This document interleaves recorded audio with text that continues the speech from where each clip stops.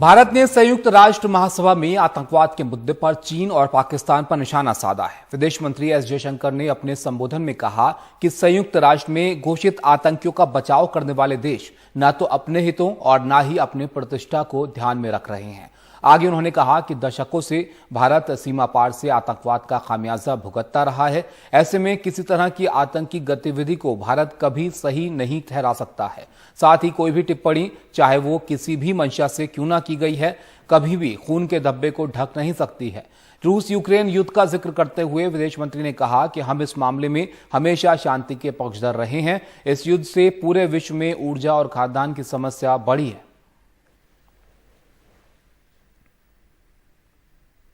Having borne the brunt of cross-border terrorism for decades, India firmly advocates a zero-tolerance approach. In our view, there is no justification for any act of terrorism regardless of motivation, and no rhetoric, however sanctimonious, can ever cover up bloodstains. The United Nations responds to terrorism by sanctioning its perpetrators. Those who politicize the UNSC 1267 sanctions regime, sometimes even to the extent of defending proclaimed terrorists, they do so at their own peril. Believe me, they advance neither their own interests nor indeed their reputation. The COVID pandemic called into question the over-centralized nature of globalization and has led all of us to seek greater resilience and reliability of supply chains. The repercussions of the ongoing Ukraine conflict have further heightened economic stresses, especially on food and energy. We stand ready to support any collective and equitable endeavor to protect our environment and to further global wellness. Lifestyle for environment, or LIFE, as declared by Prime Minister Narendra Modi in Glasgow on the sidelines of COP26, is our homage to Mother Nature. India remains deeply committed to fighting climate change under the UNFCCC and the Paris Agreement. We do so on the principle of common but differentiated responsibilities and respective capabilities in the light of different national circumstances. हमारे senior editor Uma Shankar Singh हमारे साथ जुड़ गए हैं, उनके पास चलते हैं। उमा, पाकिस्तान और चीन को एक बार फिर से साफ शब्दों में ये साफ कर दिया विदेश मंत्री ने कि आतंकवाद किसी सूरत में बर्दाश्त नहीं किया जाएगा। और क्या बातें उन्होंने वहां कही?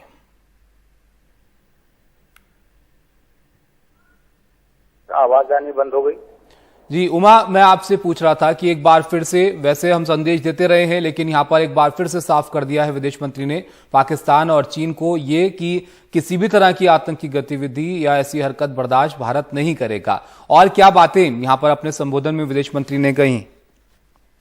जी देखिए, कई अहम मुद्दों को छुआ विदेश मंत्री एस जयशंकर ने। खासतौर पे जो आपने आतंकवाद की बात की, वो तो कहा ही, पाकिस्तान का नाम लिए बगैर काफी जो तीखा जो हमला है वो पाकिस्तान पे हुआ। और साथ ही साथ चीन जो आतंकवादियों की लिस्टिंग के में बाधा बनता रहा है, वीटो लगाता रहा है, चीन को भी आड़े हाथों पर लिया। लेकिन सबसे अहम बात यह है कि विदेश मंत्री ने यह कहा कि अगले 25 साल में भारत को विकसित राष्ट्र बनाने की कोशिश है, जो कि ग्लोबल गुड के लिए अच्छा होगा। दुनिया के देशों की जो जरूरतें हैं उसको पूरा करने की दिशा में भारत जो है वो आगे कदम बढ़ाएगा। उन्होंने ये इस बात पर भी जोर दिया कि तकरीबन 100 देशों को भारत ने वैक्सीन दी है।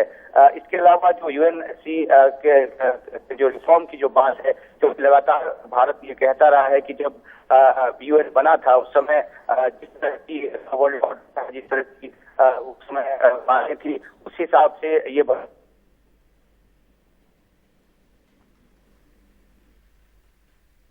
है स्थायी सदस्य के तौर पे, तो इस बात पे भी काफी जोर दिया। एक अहम बात उन्होंने इस को लेकर भी की कि कोविड के बाद जब अर्थव्यवस्था सुधार होने को थी, उस समय यूक्रेन युद्ध ने आकर स्थिति को और ज्यादा खराब किया है। ऊर्जा और खाद्य संबंधी जरूरतों की को लेकर चुनौतियां हैं वो पैदा हुई हैं। तो कुल मिलाकर भारत की जो एक वैश्विक भूमिका है उसको रेखांकित करते हुए विदेश मंत्री ने काफी कुछ कहा, और जैसा कि मैंने बताया कि आतंकवाद को लेकर चीन और पाकिस्तान को तो घेरा ही। जी ताबिश। शुक्रिया उमा आपका सब जानकारी के लिए। ब्रेक के लिए रुकते हैं।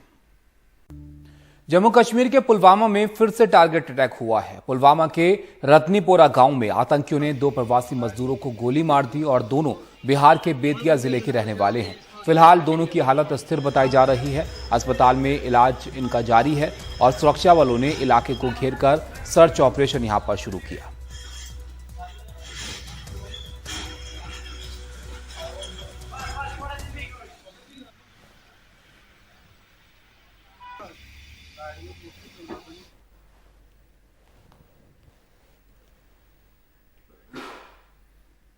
असम में राज्य पुलिस पीएफआई पर पहले से शिकंजा कसे हुए है और असम में जांच चल रही है कि कहीं पीएफआई नेताओं के तार उस अलकायदा के तंत्र से तो नहीं जुड़े हैं जिनका हाल में पर्दाफाश हुआ और उसका एक बड़ा नेता उसकी हिरासत में है। रत्नदेव चौधरी की रिपोर्ट आप देखिए।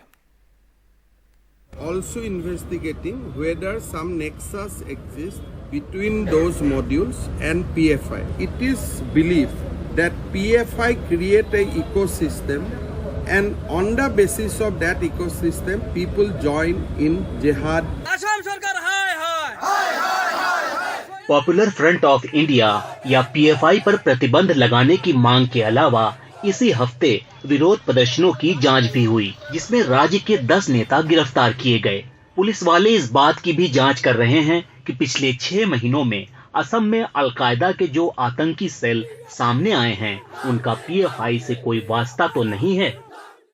असम पुलिस का दावा है कि उसको एक बड़ी कामयाबी हासिल हुई है। उसकी स्पेशल ऑपरेशन इकाई ने दिल्ली से मीनारुल हक को पकड़ा है, जो पीएफआई की राष्ट्रीय कार्यकारी परिषद का सदस्य, बंगाल इकाई का प्रमुख और असम तथा पूर्वोत्तर के नेताओं का सरपरस्त है।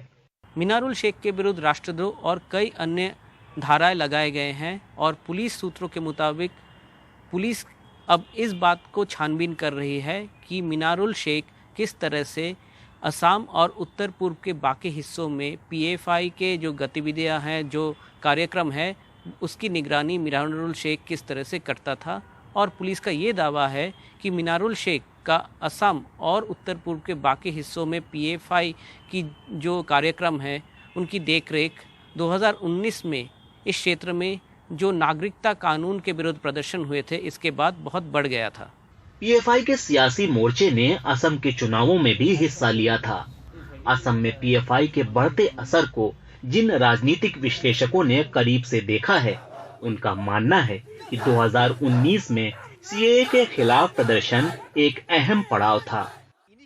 असम इकाई जब उन्होंने शुरू की थी तो शिक्षा और स्वास्थ्य पर जोर था। स्कूल चलो प्रोग्राम था। 2019 में सीएए विरोधी आंदोलन में इसने अपनी रणनीति बदली और आक्रामक रूप अपनाया। असम से दूर दराज इलाकों में पीएफआई तेजी से फैल रहा था। शायद सरकार नहीं चाहती थी कि वो मजबूत हो। PFI suddenly became very aggressive. सूत्रों की माने तो पीएफआई के असम में करीब 20,000 सदस्य हैं। सोशल मीडिया पर भी असम से पीएफआई के हैंडल से सरकार विरोधी वीडियो और बयान जारी होते रहते हैं।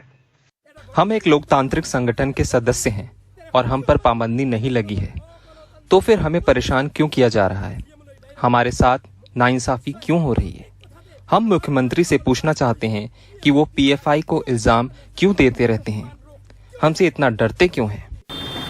रत्नदीप चौधरी की रिपोर्ट, एनडीटीवी इंडिया।